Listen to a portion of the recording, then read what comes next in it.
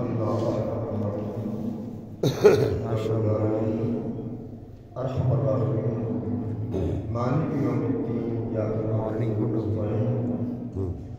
احسن الخالقین اکرم الاکرمین اکمل الاکملین اجود الاجودین دلیل المتحیرین راس المستغیثین خیر الخالقین جل جلالہ والشان وعزائزكم ملائنا غيره وتنبيه مثل الإنسان عظيم شان مؤثر وشمودار کتاب قرآن مجید قرآن شریف کے بارے نمبر 19 سورہ الفرقان آیت نمبر 47 ارشاد ربانی وہو والذی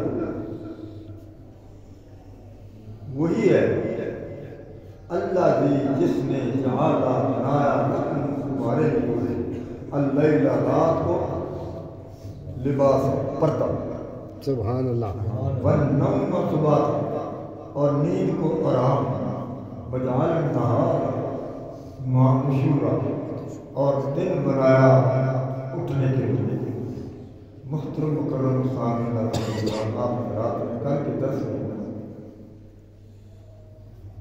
اللہ تعالیٰ کی قوت و طاقت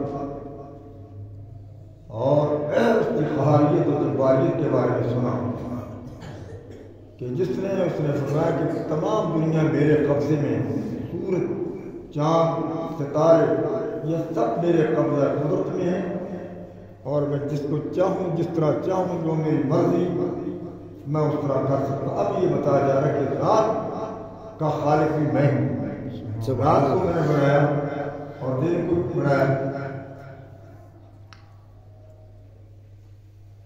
باہو ولد یہ واو ابتدائیہ صرفی ناوی قاعدے کے مطابق ہوا جو ہے مبتدا ہے، اللہ دی اس میں موصول ہے،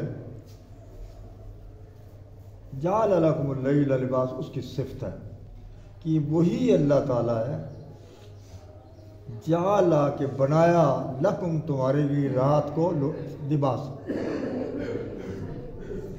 اللہ تعالیٰ نے رات کو تمہارے لیے لباس بنایا، پردہ بنایا۔ سارا دن کا تھکا ہارا صبح سے لے کر شام تک محنت مزدوری کی ڈیوٹی دی، تو جب رات کو آتا ہے تو رات ملتی ہے اسے، تو پھر کیا ہے کہ ایسا پردہ کہ انسان بے فکری کے ساتھ سوتا ہے اور اس کو نہیں پتہ ہوتا کہ میں کہاں پہنچا ہوں۔ آپ خوب یاد رکھیں، موت اور نوم، رات اور دن، یہ رات اللہ تعالیٰ نے پردے کے لیے بنائی ہے۔ سوال پیدا ہو سکتا ہے جب رات پردے کے لیے تو پھر کپڑے پہننے کی کیا ضرورت ہے؟ تو اس کا جواب یہ ہے کہ رات کا اپنا پردہ ہے، اس کا اپنا پردہ ہے، لہذا انسان کے لیے ضروری ہے کہ وہ لباس لپٹنے والا جسم کے ساتھ لگنے والے کو لباس کہتے ہیں۔ تو اللہ تعالیٰ نے فرمایا رات کو ہم نے لباس بنایا، پردہ بنایا۔ رات اگر نہ ہو تو انسانیت ختم ہو جائے۔ رات کو سکون بنایا اللہ تعالیٰ نے، لیکن بد نصیب ہیں وہ لوگ جو رات کو برے کاموں میں مصروف رہ کر گزار دیتے ہیں۔ یہ اللہ تعالیٰ کی بہت بڑی رحمت ہے کہ سارا دن آپ نے محنت کی، ادھر جا، اسکول میں داخلہ لیا، پڑھائی کر، یہ کر، ڈیوٹی کر، تو اللہ تعالیٰ پھر رات کو بھیج دیتا ہے کہ اب تم آرام بھی کر لو۔ بن نوم اور نوم نیند کو کہتے ہیں، سباتا نیند آرام کے لیے۔ اگر نیند جس آدمی کو نیند نہیں آتی جاؤ کہ اس سے پوچھو کہ کیا حال ہے، لیکن نیند بھی کئی طرح کی، غفلت کی نیند، گناہوں کے ساتھ سونے والا اس کی نیند، شراب پی رات کو مست ہو گیا۔ آپ یاد رکھیں کہ بزرگ یہ لکھتے ہیں کہ نیند جو ہے اخو الموت، النوم اخو الموت، النوم اخو الموت، نیند موت کی بہن ہے۔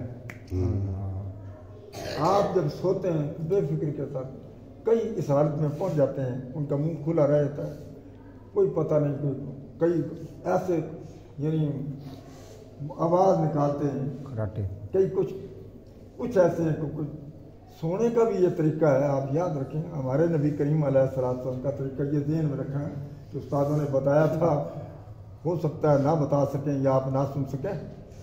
سونے کا بھی یہ طریقہ ہے کہ نبی کریم علیہ السلام نے فرمایا سبحان اللہ.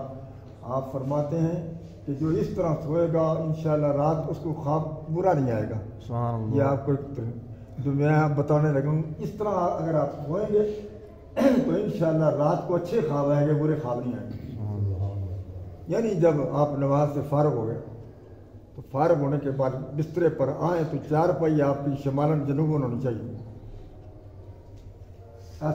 نہیں سمجھے؟ یہ شمال ہے اور یہ جنوب، ایسے چار پائی سر شمال. اب وہاں اللہ تعالیٰ نے اس آدمی کو بڑا خوش نصیب بنایا جس نے نماز پڑھی اور نماز پڑھ کے سننے لگا. میرے آقا صلی اللہ علیہ وسلم نے یہاں تک فرمایا کہ جس شخص نے عشاء کی نماز پڑھی جماعت کے ساتھ پڑھی اس کو آدھی رات تک ثواب ملے گا. سبحان اللہ. اور جس نے فجر کی پالی اس کو پوری رات کا ثواب ملے گا. سبحان اللہ. آپ کو پوری رات کا ثواب، یہ گویا کہ آپ کی عبادت ہے. تو جس وقت آپ بستر پہ آئیں تو آپ کا منہ کعبے کی طرف ہونا چاہیے، کعبے کی طرف منہ کر کے بیٹھیں اور اللہ تعالیٰ توفیق دے دروشی پڑھیں. 3 مرتبہ پڑھ لیں، 11 مرتبہ پڑھ لیں دروشی، جو سبھی آتا دروشی پڑھ لیں. اس کے بعد بیٹھ کر علامت شروع کریں، پھر آپ آیت الکرسی شریف پڑھیں اور پھر آپ قل یا الکافرون 1 دفعہ پڑھیں، قل واللہ 3 دفعہ پڑھیں، قل اعوذ برب الفلق 3 دفعہ پڑھیں، قل اعوذ برب الناس 3 دفعہ پڑھیں اور پھر 11 مرتبہ دروشی پڑھ کر یہ تمام پڑھ کر ایسے ہاتھوں پر دم کریں، یہ پورے جسم پر پھیر لیں. اور جب آپ لیٹنے لگیں تو آپ کا دایاں رخسار، دایاں ہاتھ ایسے سمجھ آ رہی؟ رخسار کے نیچے سجا تت سجا پاسا، اس طرح آپ لیٹیں کہ کعبے کی طرف سیدھے نہیں سونا، کا ایسے لیٹیں. اور آپ جب اس طرح سوئیں گے تو انشاءاللہ حضور صلی اللہ علیہ وسلم کے فرمان کے مطابق آپ کو برا خواب نہیں آئے گا. سبحان اللہ. نمبر 2، آپ پر جادو ٹونا یہ جو آج کل کرتے ہیں اس کا اثر نہیں ہوگا. سبحان اللہ. ہمیشہ معمول مانا کوئی جتنا مرضی جادو کرے آپ یہ پڑھ کر سویا کرے، انشاءاللہ کبھی ایسا معاملہ نہیں ہوگا، جادو نہیں ہوگا، ٹونا نہیں ہوگا. تو اس طرح جب آپ اٹھیں گے صبح تو رات کو جو خواب آئیں گے انشاءاللہ بہترین خواب آئیں گے. تو اس طرح سونا چاہیے، یہ سونے کا طریقہ ہے. جب آپ صبح جماعت کے ساتھ پڑھیں گے تو پھر ساری رات کا آپ کو ثواب ملے گا. یاد رکھیں سونا، جب آدمی نیند سونا اور موت کا فرق اتنا ہے کہ جس وقت آدمی سوتا ہے روح اس کی بھی نکلتی ہے لیکن جسم کے قبضے میں ہوتی ہے کہ جب میں نے آواز دی فوراً آپ جاگ جائیں گے نا. حالانکہ سبحان اللہ کئی خوش قسمت انسان ایسے بھی ہیں وہ مدینہ شریف پہنچے تھے. سبحان اللہ. سرکار صلی اللہ علیہ وسلم کے روضہ تر کے طواف کر رہے تھے، کعبے کا طواف کر رہے تھے یہ، لیکن جب کسی نے تھوڑا سا بلایا فوراً آپ جا کے سبحان اللہ. جاگ گئے. حالانکہ اس وقت آپ فرماتے ہیں نوم وقل موت، نیند موت کی بہن ہے، نیند موت کی بہن ہے کہ اب اس کے بھی اعضاء جوارح سب، لیکن فرق اتنا کہ یہ جسم کے قبضے میں، جب روح نکل جائے گی آپ کے میرے جسم سے اب وہ آپ کے قبضے میں نہیں، وہ آزاد ہو، وہ روح آزاد جہاں اس کا دل چاہتا ہے، جہاں دل چاہے. آپ کے حضرت مولانا روم رحمۃ اللہ علیہ نے ایک مثال دی کہ فرمایا کہ ایک شخص تھا کہ وہ گیا ہندوستان میں سیر کرنے کے لیے. جب جانے لگا تو اس نے بچوں سے کہا بھائی تمہارے لیے کیا لاؤں، تمہارے لیے کیا لاؤں؟ انہوں نے کہا جی ہمارے لیے لاؤ، یہ لاؤ. اب اس کا ایک طوطا بھی تھا، طوطے سے پوچھا طوطے میاں تمہارے لیے کیا لاؤں؟ پنجرے میں رکھا، پنجرے میں تھا قید، تو تمہارے لیے کیا لاؤں؟ اس نے کہا جی میرے لیے آپ ایسے کرنا کہ جب ہندوستان کے باغات میں سے تمہارا گزر ہو تو وہاں اگر تمہیں طوطے نظر آئے تو میری طرف سے پیغام دینا کہ تم تو آزادی کے مزے لے رہے ہو اور تمہارا مٹھو بھائی جو ہے وہ جیل میں ہے، قید میں ہے، تو اور اس کی طرف سے تمہیں سلام ہے۔ اب یہ اتنی بات کہ تمہارا مٹھو بھائی پنجرے میں اور تم آزادی کے مزے لے رہے ہو اور میری طرف تمہارا سلام ہے۔ سلام۔ اب جب وہ گیا اپنا جو کچھ لینا لانا تھا اسے لے کر ہندوستان کے باغات میں سے گزرا تو وہاں دیکھا کچھ ادھر طوطے جا رہے ہیں، کچھ ادھر جا رہے ہیں۔ انہوں نے کہا بھائی تو سنو، میرا مٹھو جو ہے نا وہ تمہیں سلام دیتا تھا اور کہتا تھا کہ تم آزادی کے مزے لے رہے ہو اور میں قید و بند کی زندگی بسر کر رہا ہوں، تو سلام وہ دیتا تھا۔ وہ اتنی بات کرنی تھی کہ ایک طوطا جو وہ پھڑک کر زمین پر گر گیا۔ اللہ، بڑا صدمہ ہوا تاجر کو کہ یار کیا میں نے بتانا تھا، پتہ نہیں کم یارانہ زیادہ ہے، گہرا دوست ہے، جب اس کو اتنا اثر ہوا۔ اب سارے راستے وہ سوچتا ہے، جب پہنچا ہر ایک کو اس کی چیز دی، تو جب طوطے کے پاس آ کہنے لگے یہ پیغام دیا تھا، کہنے لگا جی میں نے یہ دیا تھا پیغام، جیسے تم نے کہا تھا میں دیا۔ وہ کہنے لگے کہ پھر کیا ہوا؟ پتہ نہیں، وہ تمہارا بڑا گہرا دوست تھا، وہ تو تمہارا نام ہی سن کے وہ گر گیا زمین پر۔